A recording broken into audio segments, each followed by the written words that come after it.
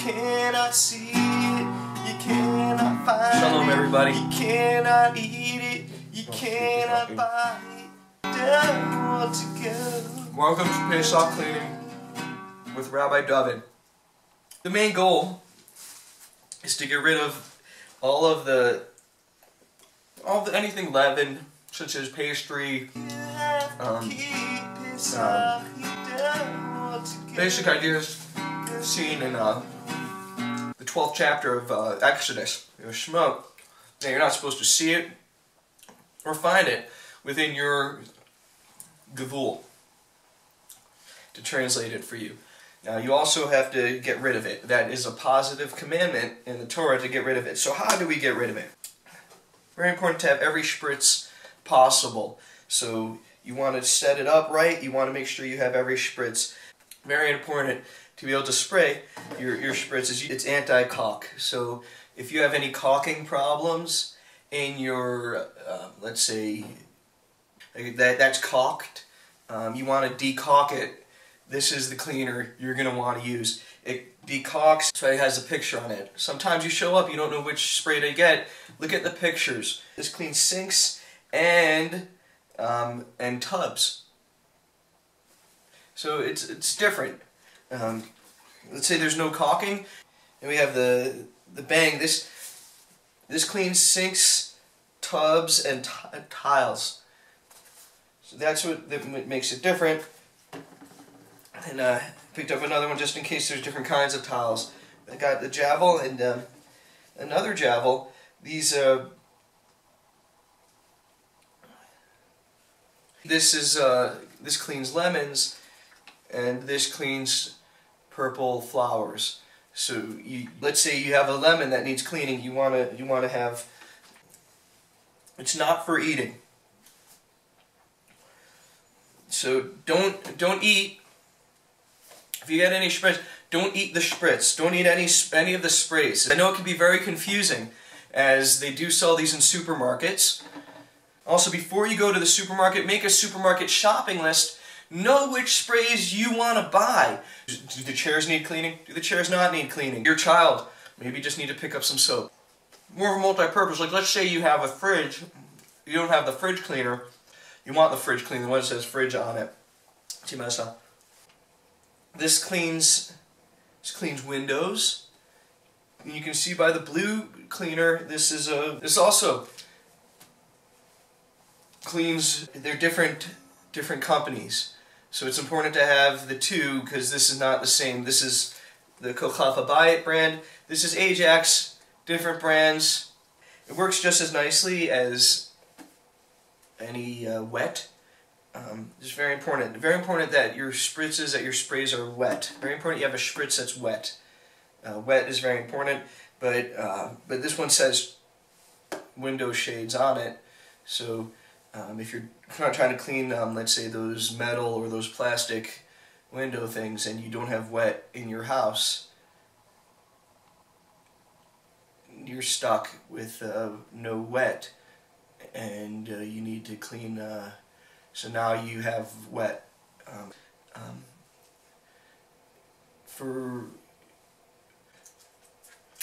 See that spritzed over there, and then we're going to clean that. And then you'll see over here we have the pledge. This one is for wood, because it says wood. This one's for wood too, but it's furniture.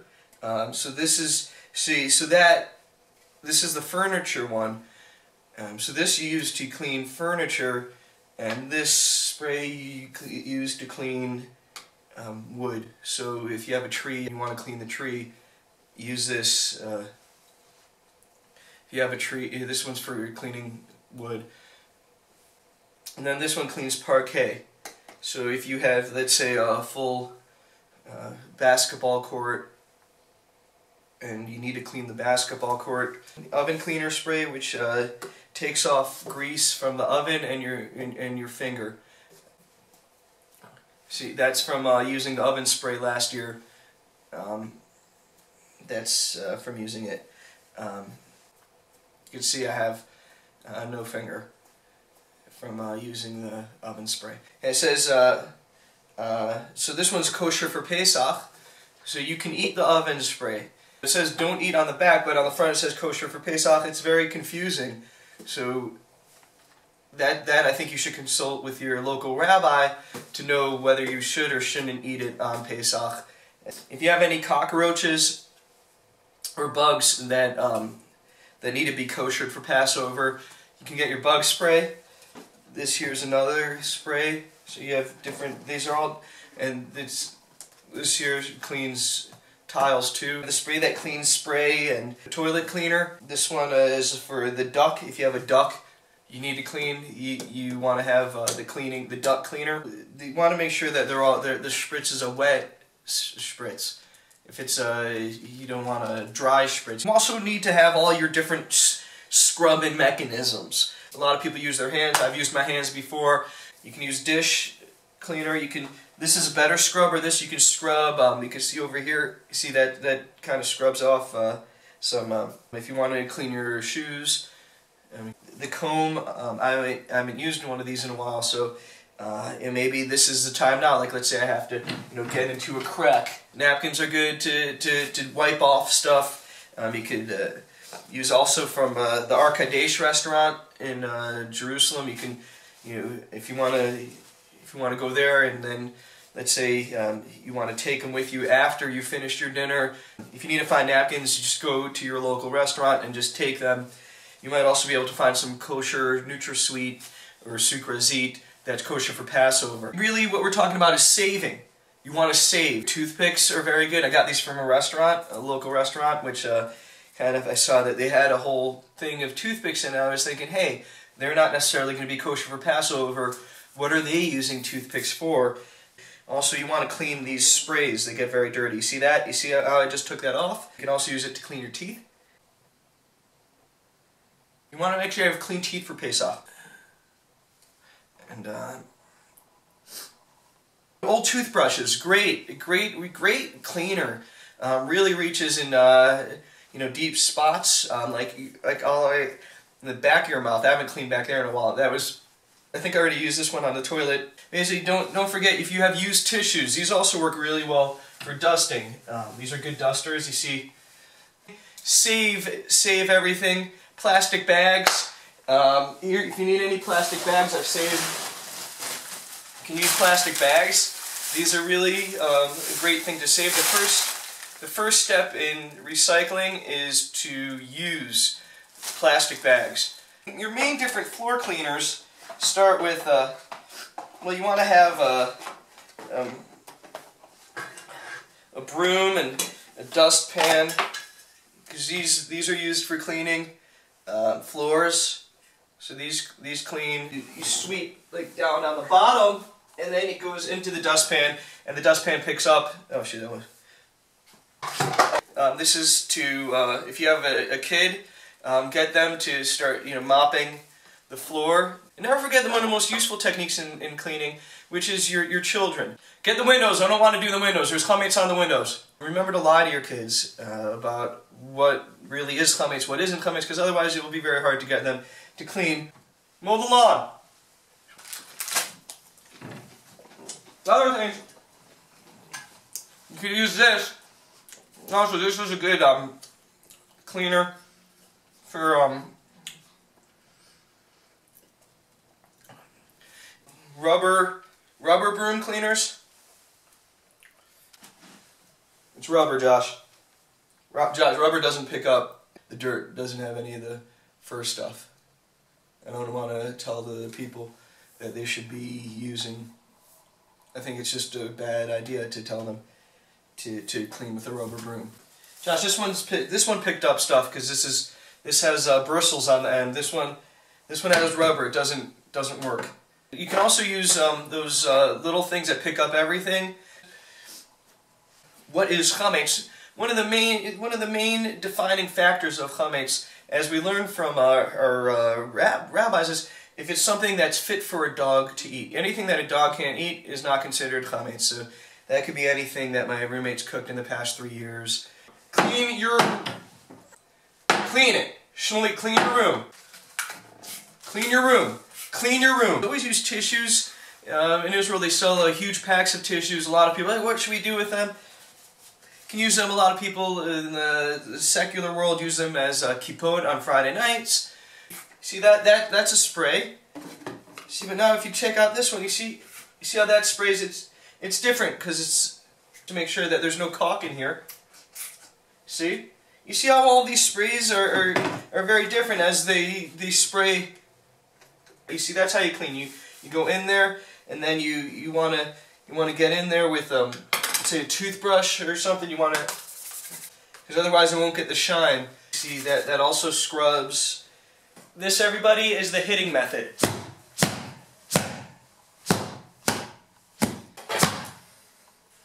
You definitely can't depend on your roommate to help you clean, so you're going to be stuck doing that yourself.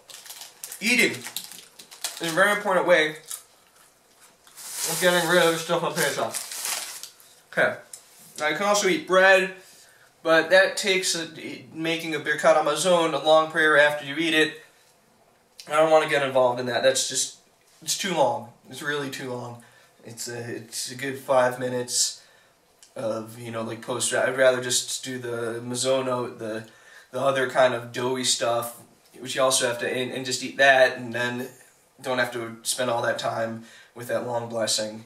Just way too long. After you finish throwing out all the chametz, all the dough stuff, all the leaven, all the leaven, after you've rid your house of all the chametz, it's now time to pull out bread and hide 10 pieces of bread around the house. You take out bread. This is a huge tradition, and then you take some of this plastic stuff, which you have left over from Purim, and then you put all the breadcrumbs around the house after you've cleaned the bread. I think I lost that one already, and so we're doing good with the not being able to. Now it's time to do the real cleaning. So pull out your spoon and your feather,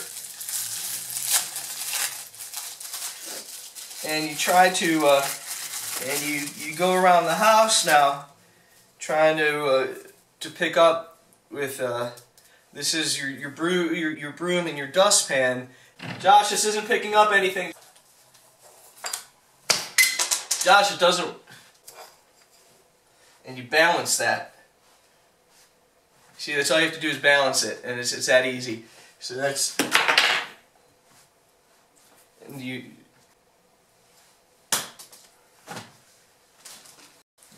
Now the feather didn't do the job I was expecting. Moroccans or something have a tradition of using the rubot from Sukkot. There's a willow or myrtle, whatever it is, and that's their tradition is to take it, and as you can see,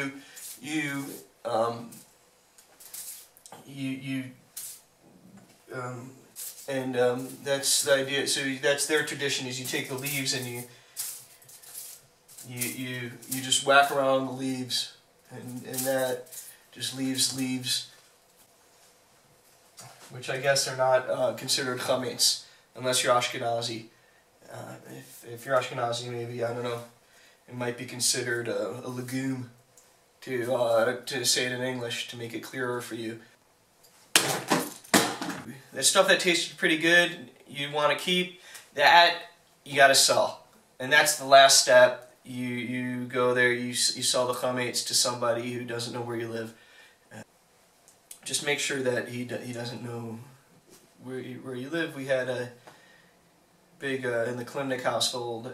We had a big faux pas when the guy came in, and we thought he was Eliyahu, and he was just looking for his food.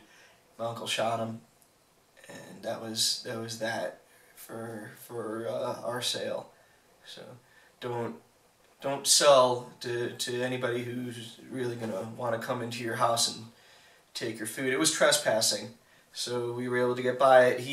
The family said that he did buy the chametz, but that, something that's neither here nor there. The fact is that he was walking in our house, and that's our home, and so he got shot. it kind of hurt a lot of the kids' experience of what they would have wanted Eliyahu Hanavi to be, and it was at the time that he started drinking off the wine on the table, saying that that was his too, that was when he got shot.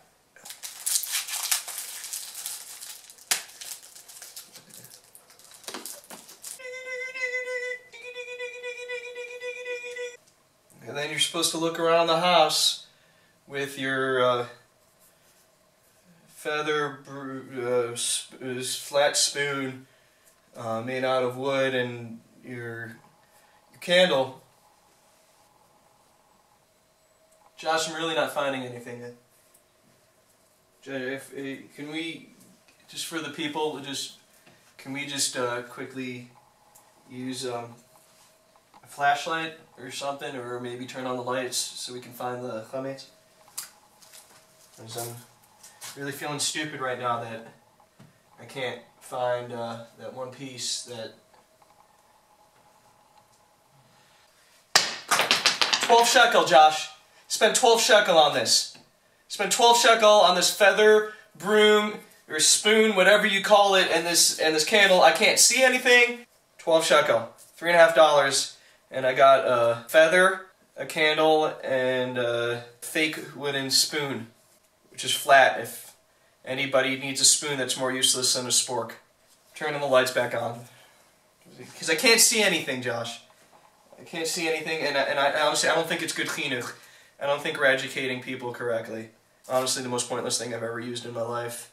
I mean, maybe the toothpick my mom made me use when I was younger to clean out a cabinet. I'm really tired from all this cleaning, and I'm broke. I'm broke from the spritzes that I think I've supplied every cleaning company in Israel with everything they'll ever need, money-wise. Let's see if I can find a light with this candle. I think that was probably the most pointless cleaning I've ever done in my life. I still haven't found the 10th piece of bread, which I hid after I cleaned the house. I'm baffled with the kind of cleaning that was just done in my house. If there's a dog that can eat anything inside the cabinet, maybe you can ask my mom why she made me clean that cabinet, why she made me cut the grass for Pesach. I'm totally broke right now because I bought every spritz that is wet, and I'm still trying to figure out why I'm using a candle. Why? And then just leave and go to a hotel for Pesach. Happy Pesach. I'm going to try to return the rubber broom, because that obviously doesn't clean because it's rubber. Maybe they'll understand that because it's rubber and it's not bristles on the bottom, that it doesn't pick up. See what I could get back for my pride after this. And then what you do tomorrow is you burn everything else. It's if you have anything, just burn it. Just you could start a fire in the middle of the street as long as you cops don't catch you. Where's that other piece of bread that I can't find? Where is it? Where is it? The last thing you want to do is you want to cover everything. You want to make sure it's all covered. If you want it, you can take spray paint, and this is another spritz, and you can write Pesach on it, so that way everybody knows that this is for Pesach. They know this is for Pesach. Just so kids know, do not eat this. It says kids are not supposed to eat this. If your child is, let's say, a gangster, or a kid that does a lot of drugs which you probably don't realize, maybe put a smiley on it, make them feel like they're loved. Clean your room, maybe spray paint your kid, like it never helps. It's not kosher or good until you tin foil. You want to tin foil your whole house. If you just tin foil like this, cover the whole area. You see that? See, you can do this to your whole house, and there we go. Just start with that, and you start covering everything with tin foil.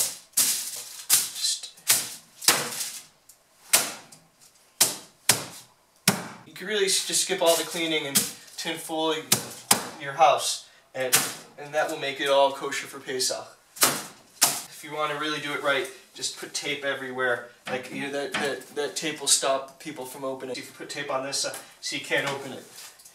Can't open it from this side because because the hinges are there. In one of those local wholesale places, you could probably find enough tin foil to tinfoil your whole house, and you can also just burn your house. Just tape everything. Just tape it. It makes it kosher for Pesach. So if you tape in,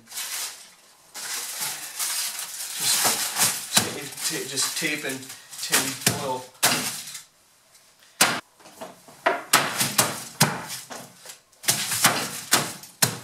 I'm not doing any more cleaning products, or I'm not cleaning anymore because it's painful. I'm just gonna go to a hotel. I'm gonna sell the house, and just selling my house for Pesach. Everything, just eating. I'm just eating. My hand is totally. I'm missing a layer of this hand. I'm trying to clean. Tell me I'm sick and tired of helping. I'm not helping anymore. I'm out of here. You're not helping? No, finished. I think I just got a splinter, Josh. I just got a splinter from the fake wooden spoon. Hi everybody, I just got a splinter. I just got a splinter from the fake spoon. That's flat.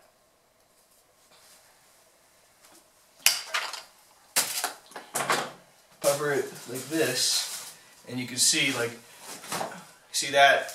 Nobody would even know that this was dirty. Nobody would even know. This is Pesach Sameach, everybody. Have a clean Pesach with Rabbi David.